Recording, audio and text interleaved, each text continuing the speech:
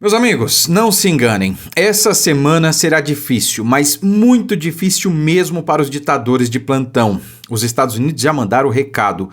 Todos, sem exceção, serão responsabilizados pelo que estão fazendo com o presidente Bolsonaro. Essa caça às bruxas terá um fim.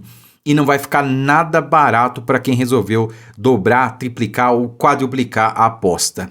Eu já mostro para vocês aqui o recado dos Estados Unidos em resposta à prisão do presidente Bolsonaro ontem. Mas antes eu quero pontuar aqui algumas questões, né? Até anotei aqui para a gente não esquecer, olha só. O Lula, ele foi preso porque ele foi denunciado no âmbito de 24 delações premiadas. Foram 24 delações premiadas. Não estamos falando de uma delação fantasiosa de Mauro Cid, né? Aí, ele também foi condenado por chefiar um esquema de desvios bilionários de recursos de estatais.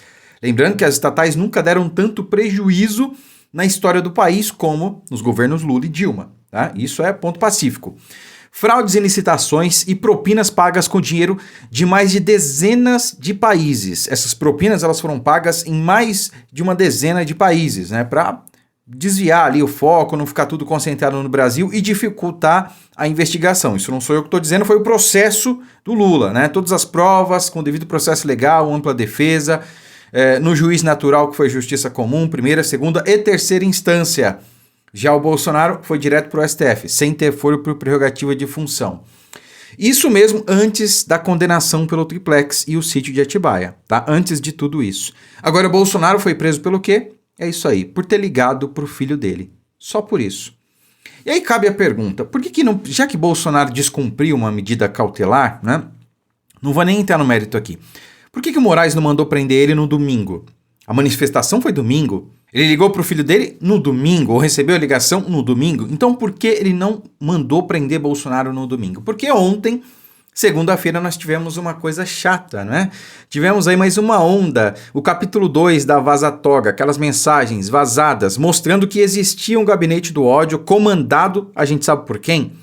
E esse gabinete, essa força-tarefa, foi utilizada à margem da lei e a mando de Alexandre de Moraes, segundo a própria denúncia aí, o que foi exposto pelo Mark Schallenberg, né, o repórter. Eles usaram questões políticas, viés política e critérios políticos para determinar a prisão dos inocentes do 8 de janeiro. E falo inocentes porque não cometeram os crimes dos quais foram acusados e condenados, né? Golpe da Disney, golpe fantasioso, atentado contra o Estado Democrático de Direito. Mas fica aqui o questionamento, né? Isso é justiça? Isso é ser imparcial? Isso é salvar a democracia? Eu acredito que não. Esse é o puro suco do Brasil da democracia relativa. Uma prisão notadamente por vingança e como cortina de fumaça, né? Vingança porque no domingo milhões e milhões de pessoas, muito provavelmente por todo o Brasil, se a gente considerar, foram às ruas pedir fora Moraes, fora Lula. A prisão de Moraes. E aí ele vai, em resposta, resolve se vingar do povo brasileiro, prendendo o seu líder maior, que é Bolsonaro, né? Tudo bem, é uma prisão domiciliar, mas é uma prisão que a gente já esperava que fosse acontecer, porque o Brasil, enfim, eles fazem o que quiserem, né? Eles não seguem mais a lei, a Constituição, é assim que funciona, né? E aí, meus amigos, eu questiono a vocês, novamente, isso é justiça? Isso é ser imparcial? Isso é salvar a democracia? Eu acredito que não. E aí num dia onde o maior escândalo vem à tona dessas mensagens vazadas que mostram que existia um gabinete paralelo à margem da lei e a mando de Alexandre de Moraes para perseguir o pessoal do 8 de janeiro, ele resolve determinar essa prisão, que obviamente ia parar o país, né? Os noticiários não iam falar de outra coisa. Coincidência? Eu acho que não, né? Foi uma cortina de fumaça realmente para ofuscar aí essas mensagens que foram vazadas, mas não vai ficar por isso mesmo. Essas informações já estão em posse de quem de direito, já estão em posse de Donald Trump, da Casa Branca, tão quanto a prisão de Bolsonaro. E não vai ficar assim. Porque veja só o recado aqui dos Estados Unidos. E prestem bem atenção para o final desse recado. E, cara, isso aqui realmente me deixou até assustado, viu? E nem é para mim isso, e eu fiquei assustado. Olha só. O juiz Moraes, agora um violador de direitos humanos sancionado pelos Estados Unidos, continua a usar as instituições brasileiras para silenciar a oposição e ameaçar a democracia, impor ainda mais restrições à capacidade de Jair Bolsonaro de se defender em público. Não é um serviço público. Deixem Bolsonaro falar. Agora prestem atenção nessa última parte. Os Estados Unidos condenam a ordem de Moraes que impõe prisão domiciliar a Bolsonaro e responsabilizarão todos aqueles que auxiliarem e incentivarem a conduta sancionada.